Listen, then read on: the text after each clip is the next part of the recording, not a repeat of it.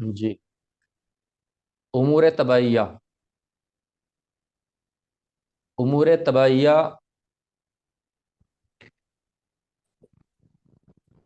उमूर तबैया पढ़ने से पहले हम तिब के बारे में पढ़ते हैं। तिब यानी कि तबाबत,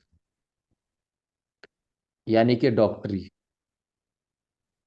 यानी कि इलाज करना आना और इलाज करना, दोनों चीजें। तिब की तारीफ यानी इलाज करना आता हो और इलाज करते हो, दोनों चीजें तिब कहलाता है। ये हुई आम जबान की बात। अब तिब वह इल्म यानी कि ज्ञान है जिससे इंसानी जिस्म यानी इंसानी शरीर के हालात, सेहत व मर्ज यानी कि स्वास्थ्य एवं बीमारी मालूम हो। तिब कहते हैं जिससे इंसानी जिस्म के जो है सेहत व मर्ज, दोनों चीज़ों का इल्म यानी कि ज्ञान के बारे में जानकारी मिले।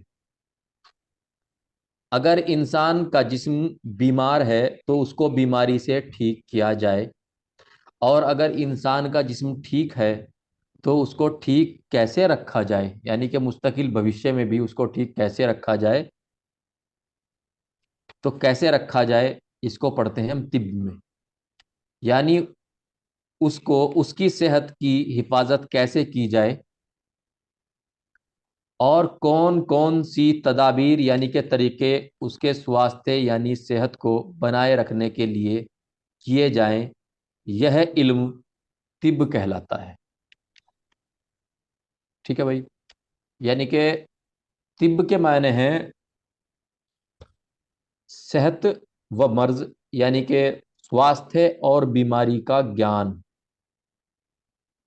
अगर कोई शख्स, कोई व्यक्ति, कोई आदमी बीमार है तो उसकी उस बीमारी से उसको कैसे छुटकारा दिलाया दिलाया जाए और उसको स्वस्थ यानी कि तंदुरुस्त बनाया जाए।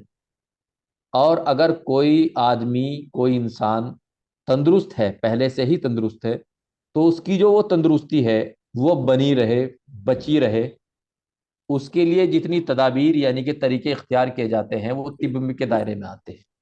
तिब यानी कि डॉक्टरी यानी कि तबाबत उसके दायरे में आते हैं, उसके अंडर में आते हैं।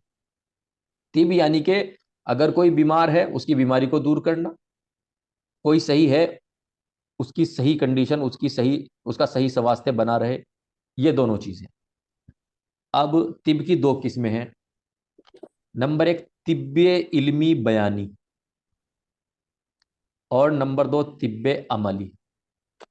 एक चीज होता है इल्म। इल्म के मायने होते हैं ज्ञान, इल्म के मायने होता है रोशनी, इल्म के मायने होता है उजाला, इल्म के मायने होता है जानना, इल्म के मायने होता है समझना। ठीक है। तिब्बे इल्मी यानी कि तिब का, तबाबत का इल्म होना, जानकारी होना। ठीक है। तिब के इल्म की जानकारी होना यानी कि तिब क्या है, किस बीमारी में क्या किया जाता है, कैसे किया जाता है, उसकी जानकारी होना, करना नहीं, जानकारी होना। और इंसान किन किन चीजों से मिलकर के बना हाँ है, और मतलब इंसान के कौन कौन से जो हिस्से हैं जिस्म के, कहाँ जाते वो हो? क्या क्या काम करते हैं, जो यहाँ छक्के लोगों को है ना ये उसको बोलते हैं तिब्बे इल्मी। यानी कि तिब का इल्म होना। तिब्बे इल्मी को तिब्बे इल्मी बयानी भी कहते हैं क्योंकि इसको बयान किया जाता है, इसको समझा जाता है, इसको जाना जाता है, इसको पढ़ा जाता है। तिब्बे इल्मी को यानी कि तिब के ज्ञान को पढ़ा जाता है, समझा जाता है, इसलिए इसको तिब्बे इल्मी बयानी यानी कि बयान करना, बताना, समझना, पढ़ना, तो तिब्बे इल्मी को तिब्बे इल्मी बयानी भी कहते हैं। एक होता है तिब्बे अमली। अमल कहते हैं काम करना, वर्क करना, किसी भी फंक्शन को अंजाम देना, किसी भी काम को अंजाम देना, अमली। ठीक है। अमल काम हुआ, इल्म पढ़ना, सीखना, जानना, ये हुआ। अब तिब्बे अमली यानी कि तिब, तिब यानी कि किसी बीमार का इलाज या किसी तंदुरुस्ती की हिफाजत। अमली यानी कि उस पे क्या क्या काम किए जाते हैं, कब कब, यह तिब्बे अमली में आता है। यानी कि किसी बीमार किसी बीमार व्यक्ति, किसी बीमार आदमी की बीमारी को दूर करने के लिए क्या क्या काम करते हैं, ये सब तिब्बे अमली में आता है। और इसकी जो जानकारी है वो इल्मी में आती है, और जो करते हैं काम वो अमली में आती है। ठीक है। अब तिब्बे इल्मी को, यानी कि जो तिब हम पढ़ते हैं, जो तिब के बारे में, जिसमें इंसानी के बारे में, जिसमें इंसानी के काम के बारे में हम पढ़ते हैं, उसको तिब्बे इल्मी बयानी कहते हैं। और तिब्बे इल्मी बयानी के साथ साथ उसको तिब्बे नजरी भी कहते हैं। ये सवाल जो है, ये कई कई कई बार जो है एमडी में भी पूछा गया है कि तिब्बे नजरी कहते हैं, नीचे ऑप्शन में दे देते हैं तिब्बे इल्मी बयानी को, तिब्बे अमली को, दोनों को, दोनों में से किसी को नहीं। ठीक है। तो तिब्बे नजरी किसको कहते हैं? तिब्बे इल्मी या तिब्बे इल्मी बयानी को कहते हैं। ये मैं इतना ठहर ठहर के इसलिए पढ़ा रहा हूं, इसमें कंफ्यूजन बहुत ज्यादा होता है, तो आपको कंफ्यूजन ना होना चाहिए। ठीक है। इसमें तिब से संबंधित ऐसी चीजें बताई जाती हैं जिनका अमल, अमल यानी कि प्रैक्टिकल, जबकि आप जब आप नर्सिंग यूनानी पढ़ रहे थे तो 3 साल आपने क्या किया? तिब्बे इल्मी का तिब्बे इल्मी पे काम किया आपने। 3 साल तक आपने किस पे काम किया? तिब्बे इल्मी पे, तिब्बे नजरी पे, तिब्बे इल्मी बयानी पे काम किया। 3 साल तक आपने थ्योरी पढ़ी। और 6 महीने की जो आपकी इंटर्नशिप थी वो तिब्बे अमली थी। जो 6 महीने बाद के थे उस पे आपने किस पे काम किया? तिब्बे अमली, यानी कि तबाबत के पेशे को, तबाबत के काम को सीखा आपने। तो जो काम किया आपने वो तिब्बे अमली था 6 महीने, जिसका आपको अलग से सर्टिफिकेट मिलता है, और वो सर्टिफिकेट आप जो है अपने बोर्ड में जमा करते हैं जब आप रजिस्ट्रेशन के लिए जाते हैं। तो वो जो 6 महीने थे बाद के, वो कहते तिब्बे अमली के थे। और वो जो 3 साल पहले के थे, जिसके दौरान आपने शुरू साल में जो है एनाटमी फिजो पढ़ा, नर्सिंग के बुनियादी उसूल पढ़ा, फिर आप सेकंड ईयर में गए। ठीक है, वहां आपने जो है मुआलिजात वगैरह पढ़ा, फिर फाइनल में गए आपने गायनी ऑब्स पढ़ा, पीडिया पढ़ा, वो सारी चीजें पढ़ी। तो ये जो 3 साल आपने किए, ये तिब्बे इल्मी बयानी या तिब्बे नजरी के थे आपके। और जो आपने आखिर में जो काम किया, प्रैक्टिकल किया, जो आपने इंटर्नशिप की, जो आपने ट्रेनिंग की, वो तिब्बे अमली में आता है। ठीक है। क्योंकि एक तबीब मुकम्मल होता ही तब है जब वो तिब को मुकम्मल तौर से, तबाबत को, डॉक्टरी को पूरे तौर से सीख ले। यानी कि उसके पास थ्योरी भी हो, यानी कि इल्म भी हो, तिब का ज्ञान भी हो, जानकारी भी हो। और तिब्बे अमली यानी कि वो काम करना भी जानता हो कि अगर किसी को बुखार हो गया है तो उसको क्या करेंगे, उसके साथ उसका इलाज कैसे कैसे करेंगे। सर पे ठंडे पानी की पट्टी रखेंगे। ठीक है। और दाफाए हुम्मा यानी कि बुखार को भगा देने वाली, बुखार को खत्म कर देने वाली दवाइयां इस्तेमाल करेंगे। ठीक है। ये सब चीजें जो है तिब्बे अमली में, जो आप 6 महीने में लास्ट में पढ़ते हैं, लास्ट में जो काम करते हैं आपकी नर्सिंग यूनानी में, उसमें आपको कराया जाता है। तिब्बे अमली तिब का वो हिस्सा है जिसमें अमल यानी कि प्रैक्टिकल के तरीके बताए जाते हैं, काम करने के तरीके बताए जाते हैं। इंजेक्शन कैसे लगता है, दवाई कैसे दी जाती है, किस बीमारी में क्या दवाई दी जाती है, दवाई देने के तरीके क्या हैं, इंजेक्शन लगाने के तरीके क्या क्या हैं। ठीक है। दवाई किस किस रूट से दे सकते हैं, बच्चों को दवाई कैसे देनी होती है, बड़ों को दवाई कैसे देनी होती है, सैनाइल केयर कैसे करनी होती है, बूढ़ों की देखभाल कैसे करनी होती है। तो वो सब चीजें क्या है? वो तिब्बे अमली है, यानी कि प्रैक्टिकल का तरीका, यानी कि काम करने का तरीका। अमली, अमल काम करने को बोलते हैं। जैसे जब किसी उजू, उजू यानी कि ऑर्गन, इंसान के जिस्म के हिस्से में वर्म आ जाए, यानी कि इन्फ्लामेशन हो जाए, तो क्या करना चाहिए, क्या करे। ठीक है, काम क्या करे, यानी कि अगर किसी इंसान को बुखार हो जाए तो क्या करना चाहिए, क्या इलाज करना चाहिए, ये हम तिब्बे अमली में जानते हैं, सीखते हैं, करते हैं। अब तिब्बे अमली को हम यहीं पे रोकते हैं कुछ वक्त के लिए। क्योंकि अब जो हमारी बहस होगी, अब जो हमारी बातचीत होगी, अब जो हम समझेंगे, वो तिब्बे इल्मी यानी कि तिब्बे नजरी यानी कि तिब्बे इल्मी बयानी को समझेंगे। यानी कि तिब क्या है, जो थ्योरी है उसको पढ़ेंगे और उसको समझेंगे। तिब्बे इल्मी की चार किस्में हैं। तिब्बे इल्मी या तिब्बे नजरी की कितनी किस्में हैं? चार किस्म। पहली क्या है? उमूरे तबैया का इल्म। तिब्बे नजरी की बात कर रहे हैं, अगर सवाल आ गया कि उमूरे तबैया का जो इल्म है वो हम पढ़ते हैं तिब्बे अमली में या तिब्बे इल्मी में, तो आप लोगों को पता होना चाहिए कि उमूर तबैया का जो इल्म है वो हम हासिल करते हैं तिब्बे इल्मी में, तिब्बे नजरी में, तिब्बे इल्मी बयानी में, तिब्बे अमली में नहीं। ये चीज हमें, हमारे कॉन्सेप्ट क्लियर रहने चाहिए, ठीक है। अब इंसानी बदन के हालात का इल्म, सेहत व मर्ज, यानी कि इंसान जो है उसके काम कैसे कैसे कैसे हो कि हम उसे समझेंगे, उसका बैठना उठना चलना फिरना, उसकी हरकत, उसका बात करना, वो सब चीजें कैसी हों कि हम समझें कि ये इंसान जो है सेहतमंद है यानी कि नॉर्मल है।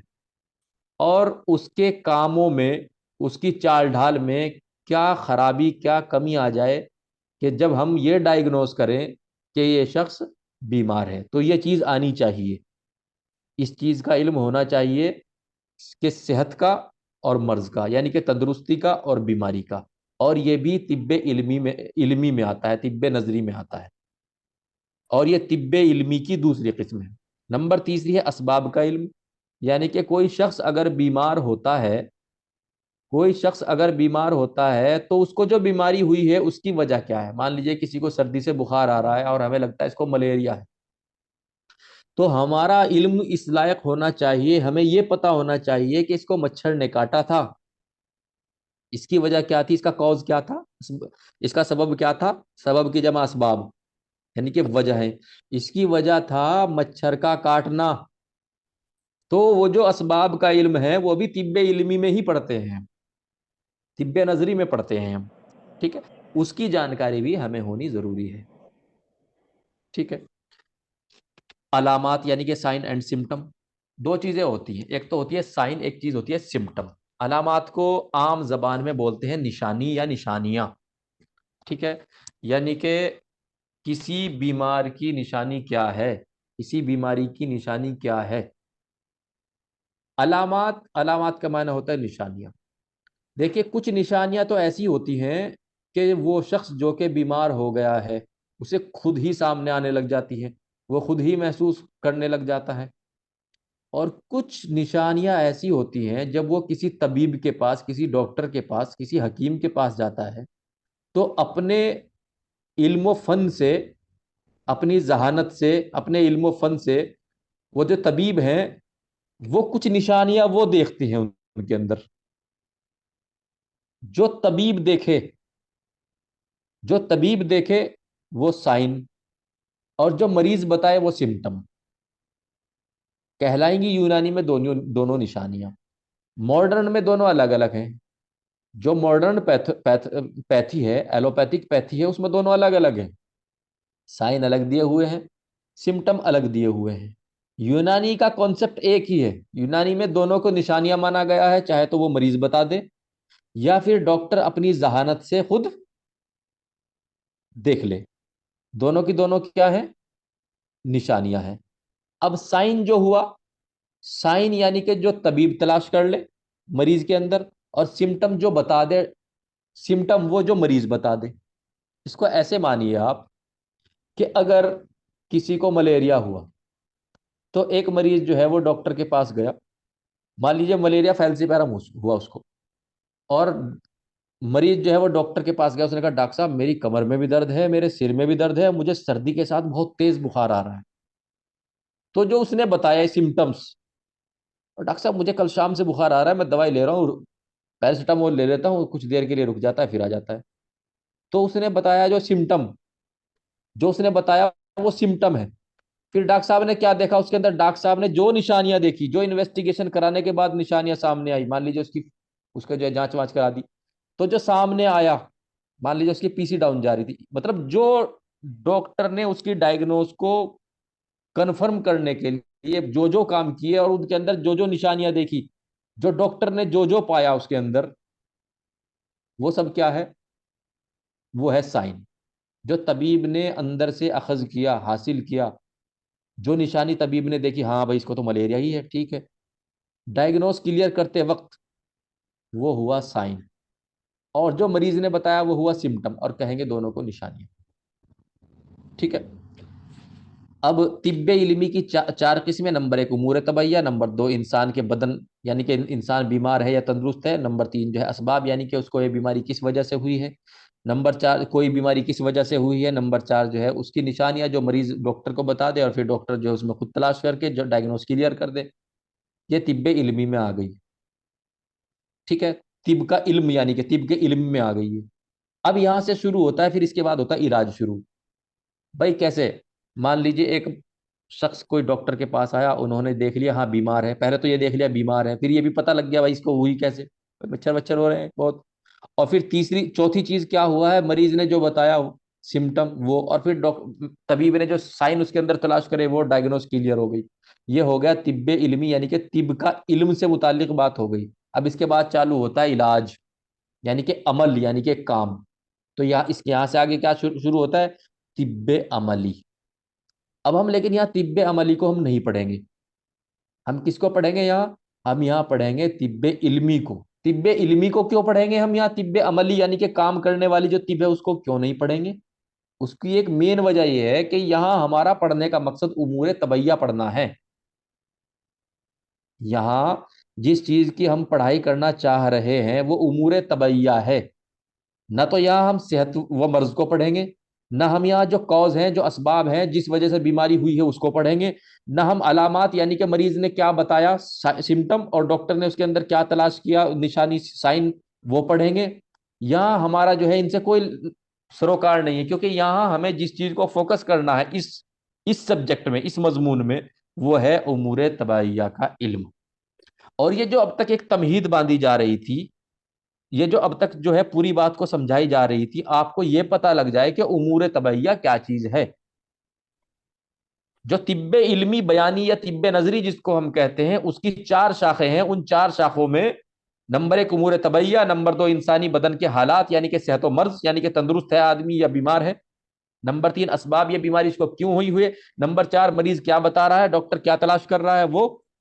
यहां तक हो गई। ये तिब्बे इल्मी बयानी यानी कि तिब्बे नजरी है। और इसकी पहली ब्रांच जो है उमूर तबैया है।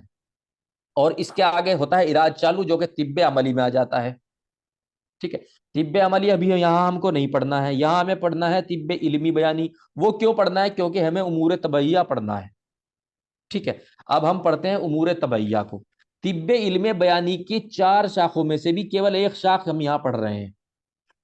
तिब्बे इल्मी बयानी के जो चार पार्ट हैं, जो चार हिस्से हैं, उनमें से भी सिर्फ एक पढ़ रहे हैं यहाँ पे हम, उमूर तबैया। उमूर तबैया क्या चीज है?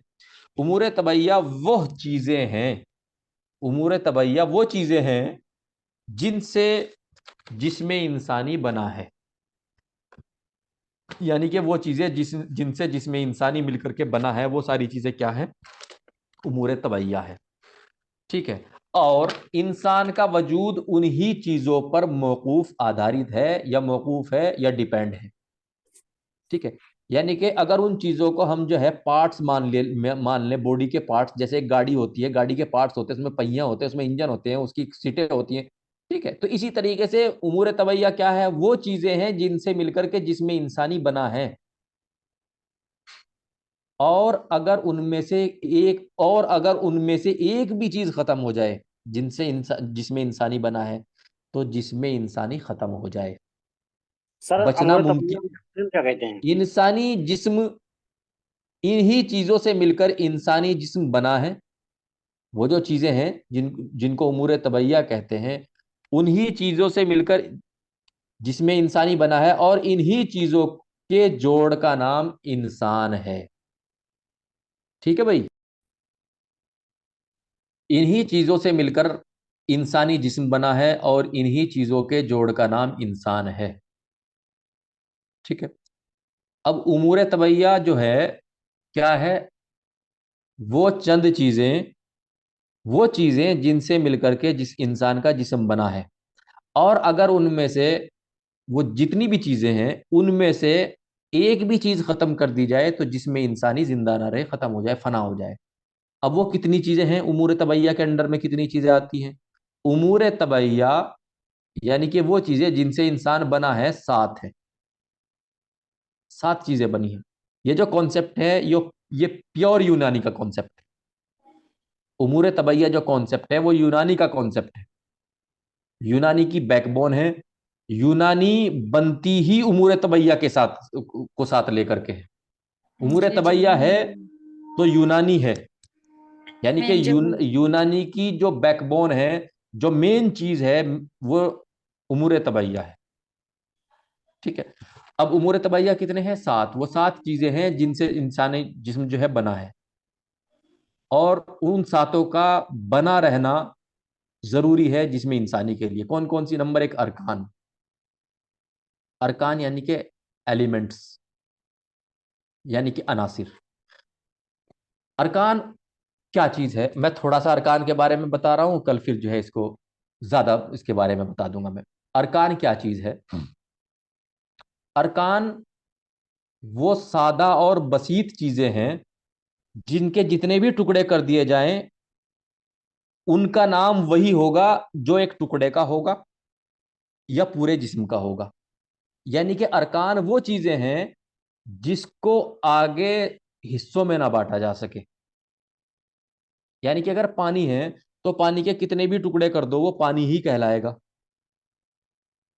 ऐसा नहीं है कि उसका कोई दूसरा नाम हो जाएगा। यानी कि अरकान वो चीज है कि उसको कितने भी हिस्सों में बांट दो उसका वही नाम रहेगा, उसकी वही नौयत रहेगी। जो बड़े हिस्से की थी उस छोटे हिस्से की भी वही नौयत रहेगी। इसको बोलते हैं अरकान। और बसीत यानी कि बसीत यानी कि तन्हा, यानी कि अकेला, जो अकेला है जिसमें कोई चीज मिली हुई नहीं है, जिसको आगे किसी चीज में मिलाया जा सकता है लेकिन वो खुद किसी में मिली हुई नहीं। मान लीजिए लो, मान लीजिए आप जो है मिट्टी है। अब मिट्टी मिट्टी कहलाएगी, चाहे 10 ग्राम हो, चाहे 100 ग्राम हो, चाहे 100 किलो हो। तो ये क्या हुआ? ये अरकान हुआ। मिट्टी क्या हुई? एक अरकान। एक अरकान मतलब अरकान जो है यूनानी के हिसाब से चार हैं, उनमें से एक क्या हुआ? मिट्टी या पानी या आग या हवा। ठीक है। अब जब तिब्बे यूनानी अमल में आया, तिब्बे यूनानी सामने आया, तो तिब्बे यूनानी सामने आने के बाद जो फलासफा और बड़े बड़े तबीब लोग थे अपने अपने वक्त के, उन्होंने दिमाग लगाना शुरू किया, भाई ये चीजें किस किस ये जो दुनिया है ये किस चीज से मिलकर के बनी है, या इंसान किस चीज से मिलकर बना है, या दुनिया की तमाम चीजें किससे मिलकर के बनी है। तो उन्होंने दिमाग लगाया। किसी ने कहा भाई भाप से मिलकर के बनी है दुनिया की सारी चीजें। किसी ने कहा नहीं नहीं नहीं, भाप से नहीं मिलकर के, मिट्टी से मिलकर के बनी है। किसी ने कहा नहीं नहीं नहीं नहीं, मिट्टी से नहीं बनी, ये तो आग से सारी चीजें बनी है। किसी ने कहा नहीं नहीं, हवा से, हवा थी शुरू में, सबसे पहले हवा थी। अब अलग अलग कॉन्सेप्ट आया, अलग अलग थ्योरीज आई।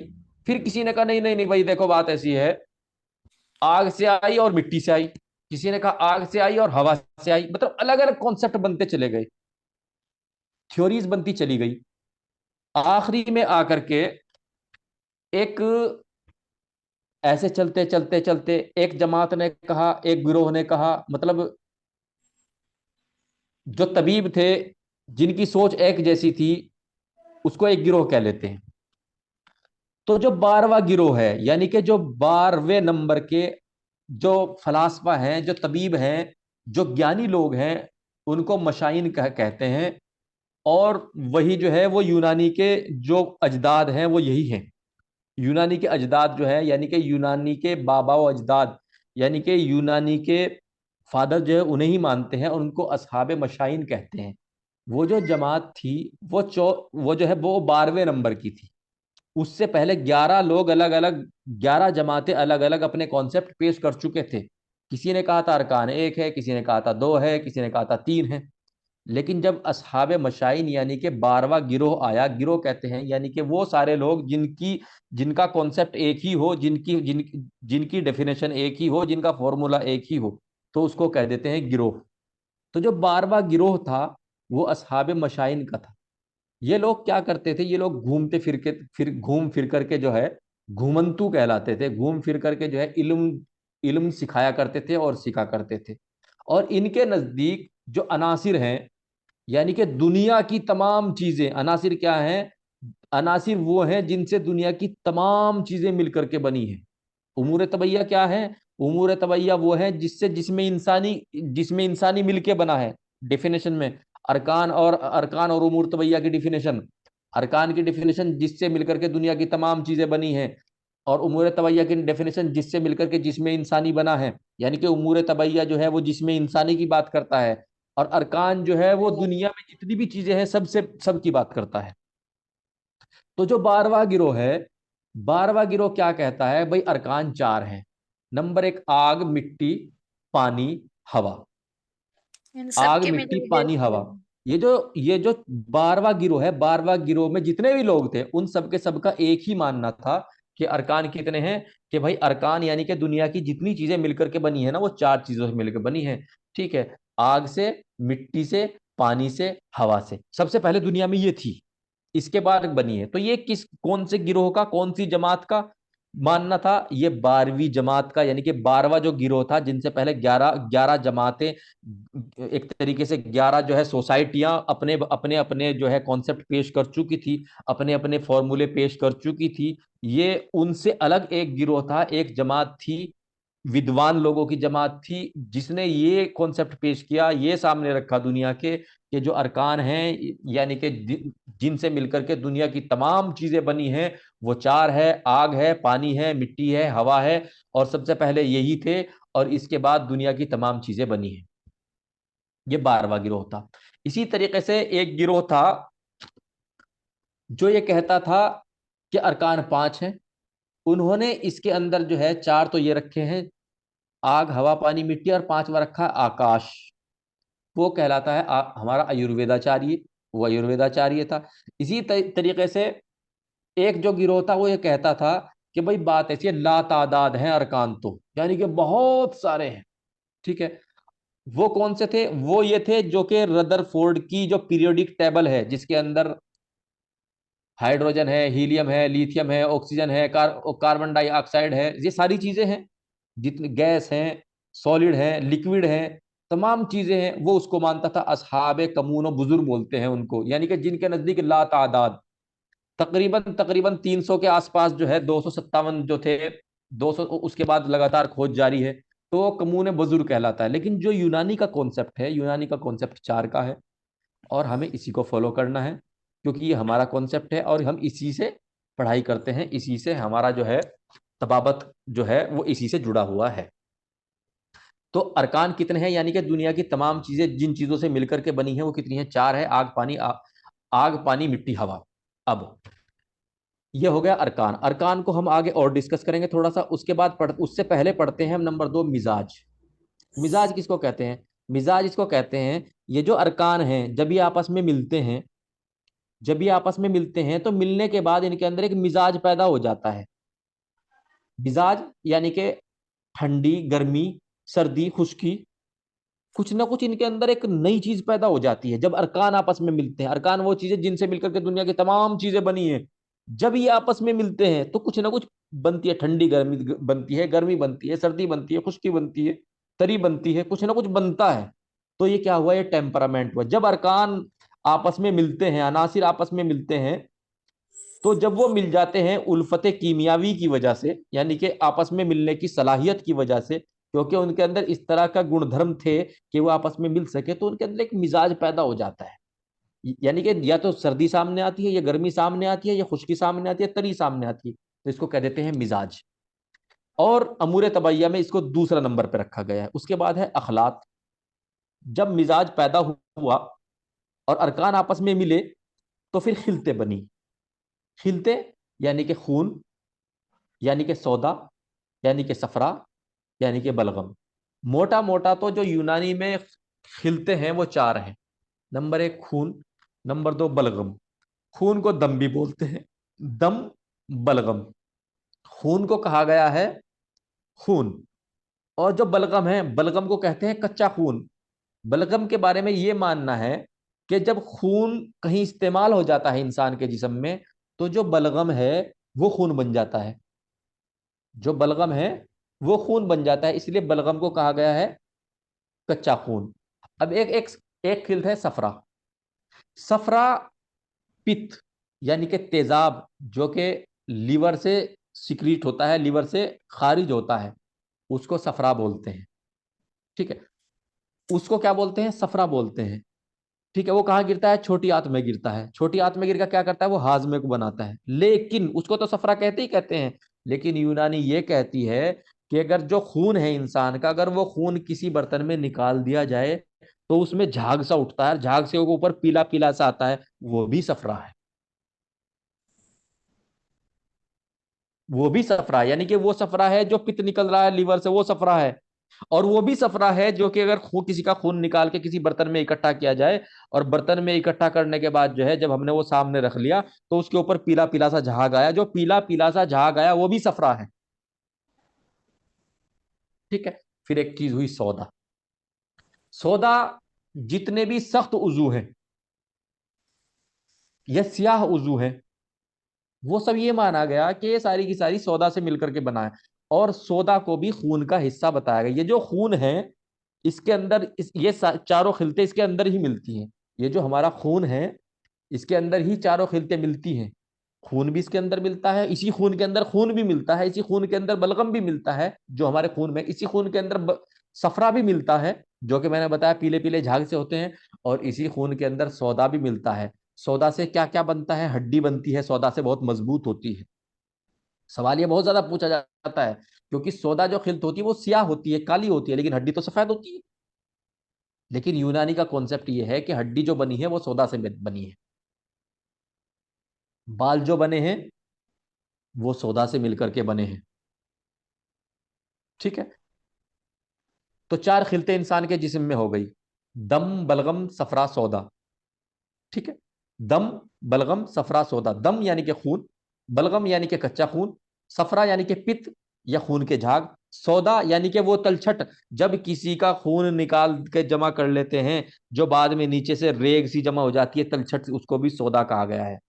यानी कि जितनी भी भारी खिलते खून के अंदर हैं वो सारी की सारी सौदा कहलाएंगी। ये यूनानी कॉन्सेप्ट है। मैं थोड़ा सा तुम्हें समझाने के लिए एक नई चीज बता रहा हूं, आपको ये समझने में आसानी हो जाएगी। देखिए बात ऐसी है, इंसान के जिस्म में तो लोहा भी है।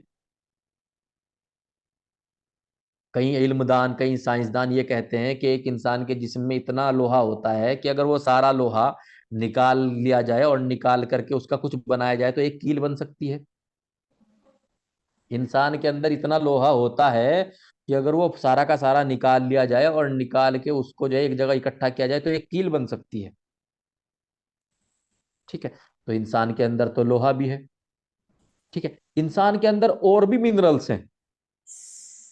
ठीक है, अब इंसान के अंदर तो बहुत सारे मिनरल्स हैं, लेकिन यूनानी में सब मिनरल्स के अलग अलग नाम नहीं रखे गए, बल्कि सबको सौदा कह दिया गया। इसी तरीके से जो इंसान के अंदर बलगम है, जो जो खून होता है, खून, खून जैसे हम किसी बर्तन में खून को निकाल ले जो तो तिरता रहता है ना, वो बलगम है। पानी पानी से जो निकलता है जो है वो बलगम है।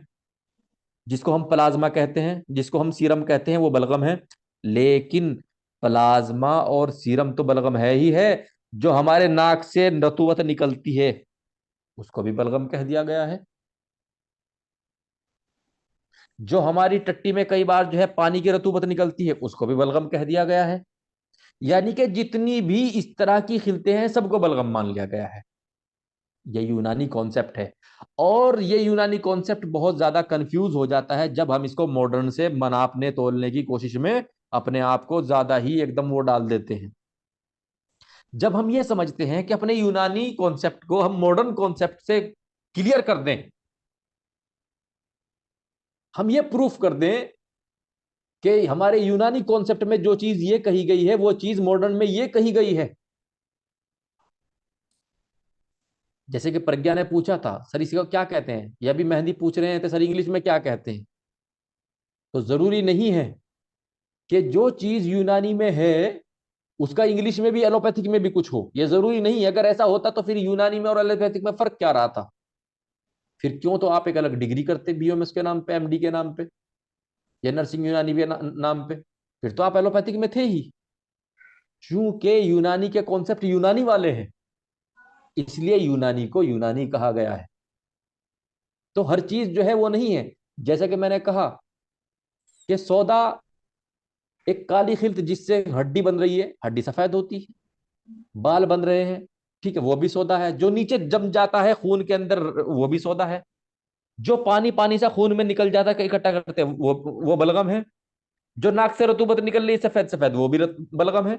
जो टट्टी में बलगम निकल रही है, वो भी बलगमी रतूबत कहलाएगी। तो मतलब क्या है, कॉन्सेप्ट को समझने का है। जो लीवर से पीला पीला निकल रहा है, वो भी सफरा है। जो खून के अंदर ऊपर पीला पीला झाग आ रहा है, वो भी सफरा है।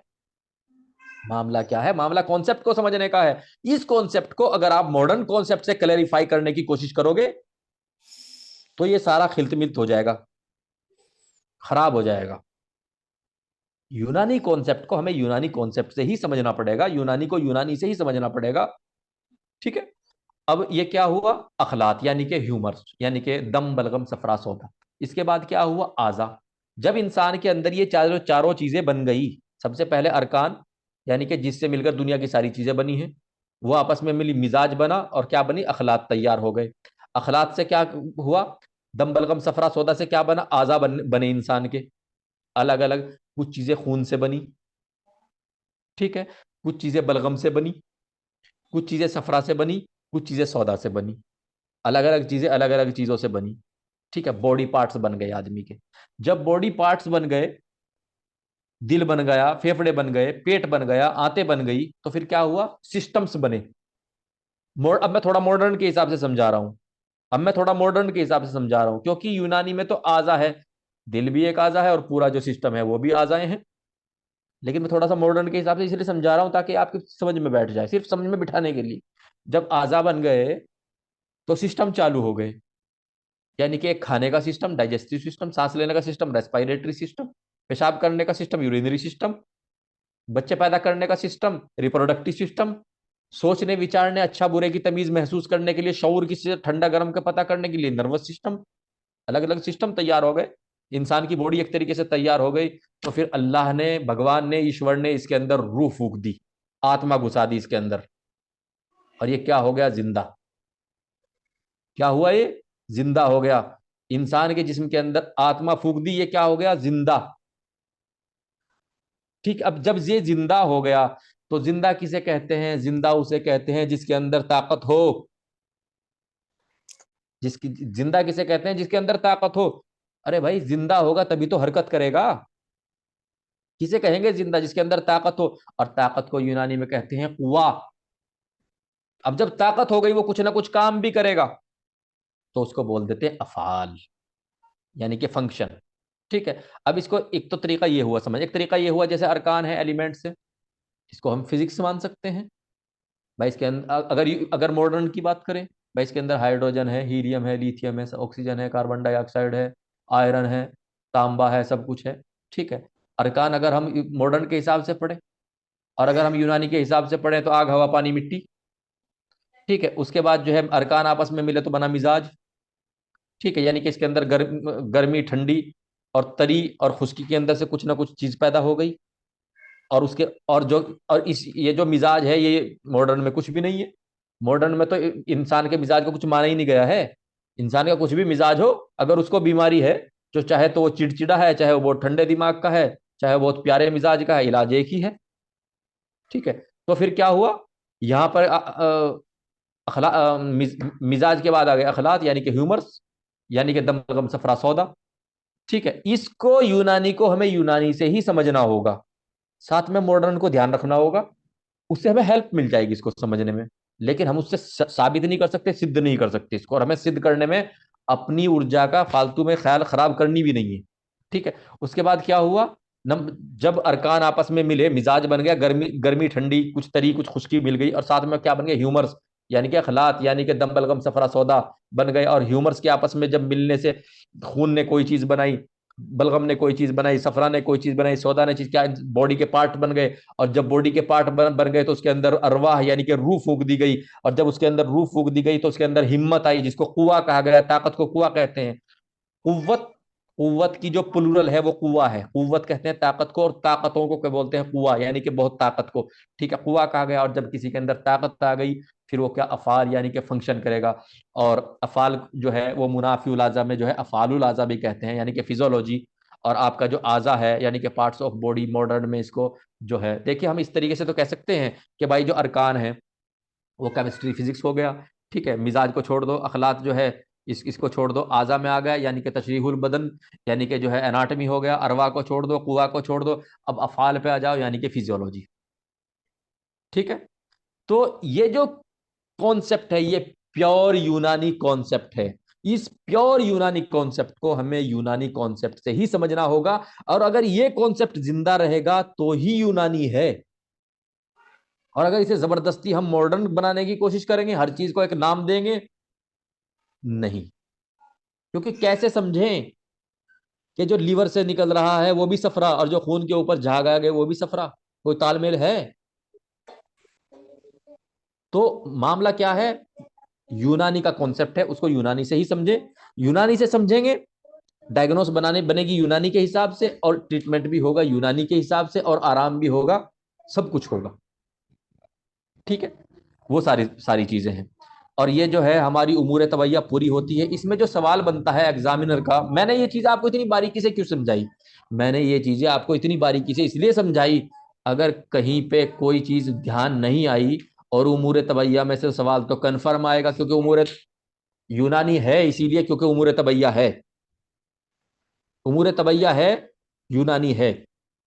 ठीक है, यानी कि फंडामेंटल जो ऑफ यूनानी है वो उमूर तवैया मान सकते हैं आप। तो ये चीजें आपको, आपके लिए इसलिए जरूरी हैं, क्योंकि अगर ये चीजें आपके लिए, आपके सामने होंगी, तो ये एग्जाम फेस करना आपके लिए आसान हो जाएगा। क्यों आसान हो जाएगा? क्योंकि आपको पता लग जाएगा, एक चीज होती है अरकान, एक फिर बनता है मिजाज, मिजाज बनने के बाद बनते हैं ह्यूमर्स यानी कि अखलाक, और उसके बाद तैयार हो जाते हैं बॉडी पार्ट, और उसके अंदर फूक जाती है अरवाह यानी कि रूह, और वो उसमें आ जाती है हिम्मत यानी कि कुवा, और फिर वो करने लग जाता है काम यानी कि अफाल। जब ये थ्योरी आपके मन में आ जाएगी तो आपको यूनानी समझ में आ जाएगी, और आप यूनानी का वो भी सवाल कर डालेंगे जो कि आप, जिसके बारे में पूरी पूरी नॉलेज नहीं रखते लेकिन कुछ कुछ रखते थे, थोड़ी रखते थे, उसको भी सवाल को आपसे उम्मीद लगा जा सकते कर दो, क्योंकि आपको फंडामेंटल आ गया, आपको बुनियादी, आपने यूनानी का बुनियादी उसूल समझ लिया है। ठीक है, अब एक चीज तो हो गई ये। अब अगर हम एग्जाम के पॉइंट ऑफ व्यू से समझें तो इसको आप ऐसे समझ लीजिए, एग्जाम के पॉइंट ऑफ व्यू से इसको ऐसे समझिए आप, कि अरकान मिजाज अखलात आज़ा अरवा क़ुवा फ़ाल, इसको याद रखना है, इसको क्रम में याद रखना है। ऐसा नहीं है कि